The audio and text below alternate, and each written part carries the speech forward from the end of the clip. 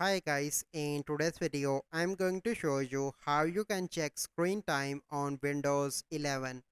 So the first step you need to do is to click here on the start and you need to go into your settings. Once you are in settings, click on system, and once you are here you can see different options. You simply need to click on power and battery. Once you click on that, you simply need to scroll down and click on battery usage, and here you can see that screen on and screen off time. This is the last 24 hours. I want to see last 7 days. Click here. So you can see that daily average, screen off, daily average, and sleep time. So this is a process that you need to follow to check screen time on Windows 11. So I hope you find this video helpful.